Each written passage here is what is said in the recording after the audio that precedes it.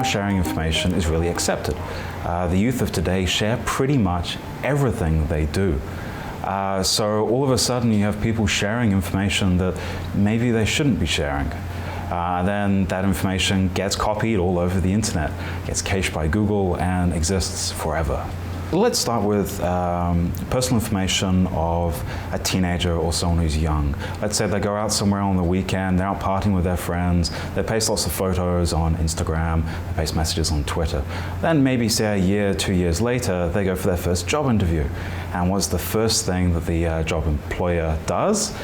Is that they Google that person. Then they realize, oh, actually, these photos, this doesn't quite match our corporate culture. So, I mean, that's one way that sharing, I guess, irresponsible information can come back and bite you.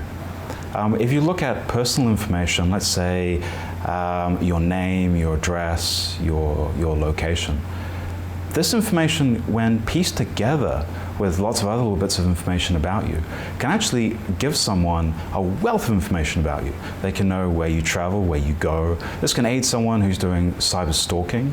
It can help cyber extortion attacks. If someone knows like who your parents are, where your parents live, they could send you emails saying that they are your parents and they urgently need cash in order to get out of a bad situation. So really, the more information you give to someone, just the more tools and the more leverage they have over you to commit further crimes against you.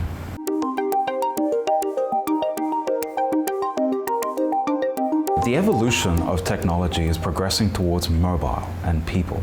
Now currently we're not seeing mobile attacks because criminals just aren't there yet, but that is right on the brink. Now your phone has a wealth of information about you. It knows where you are at any given time. It has a microphone, it has a camera, and it has all of your application information. Now that information and access to your phone is worth a lot of money. Cybercrime has evolved from teenagers and people that were just interested and curious into actually full-time criminal money-making activities. It's a business. Gangs, terrorist groups involve in cybercrime in order to make money. It's about stealing information, it's about stealing directly money or credit cards or getting access to bank accounts. Cybercrime is about writing malware that allows you to take control of people's computers, about having access to networks, to corporations, then on selling this. There's a huge marketplace.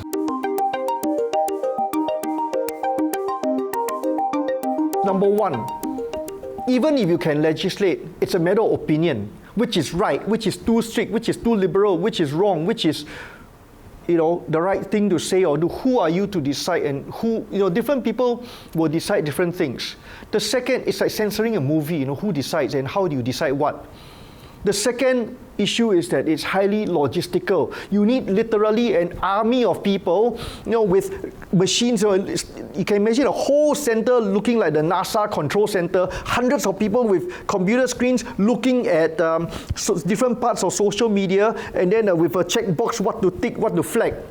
The third reason is that a lot of this information could be hosted on sites outside of the country, and it becomes by private organizations. So it becomes very difficult to imagine having to have cross-border legislation agreements about this information is bad for my people. Can you please get that country and that server to take it down? And even if they comply, it'll take a week before it actually happens. So it's very impractical, logistically or socially, if you like, to legislate or restrict or offer this kind of a protection for social media services and information.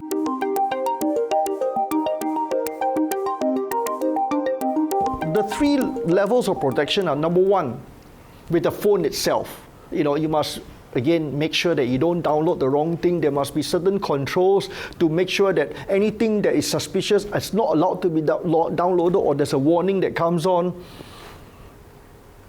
The second solution is in the office itself. So when you go to the office and the malware gets from your phone into the office LAN or into the office PC, again, antivirus or anti-malware or anti-spyware or firewall actually will block the malicious software from trying to get into the office network. And the third is this other solution which is used by many companies called the MDM, Mobile Device Management, where the companies actually push certain policies onto the staff mobile phones to achieve the best of both worlds. For example, some companies actually, if you want to use your phone for the office, as part of your work, the company will have a solution that actually forces your phone to at least have a password, so that for your screen, so that if you lost or forget your phone, at least people cannot use your phone and steal the data. So there are or there are other things that you can push solutions down that stop malware or to encrypt your data. And why do companies have solutions? Because on your own, people will not do it. There are solutions already, antivirus and anti-malware and encryption for mobile phones. They've been around for a few years. But in the individual person, number one, they don't like to pay. So, you've got to, service providers have to make it free. It's not that they don't have the money, but somehow culturally and socially, people don't like to pay for this. Secondly, is that it's very cumbersome. You encrypt your data on the phone, very good. After the third day, you will stop encrypting. You will have a firewall, for example, or an antivirus on your phone, and after the third day, you will stop using it, or you erase the app. And because it's cumbersome, you have one more piece of work to do, then you have to unencrypt the data. So if companies have these MDM solutions on the enterprise level that pushes down to all the staff, it's automatically done for you. It's convenient, and yet the company is assured that the staff mobile phones and the company's data is safe.